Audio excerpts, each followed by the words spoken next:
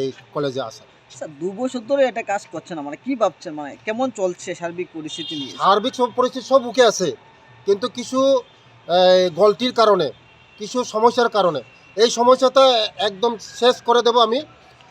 কিছু সমস্যা ছিল, এই সমস্যাটা কোনো কিছু না, এটা জাস্ট এখানে মেন পাওয়ার এই কুকম্যান আরও এখানে সুপার, তার জন্যই কিছু গলতি ছিল। এখন আমরা সব সলিউশন করে দেব।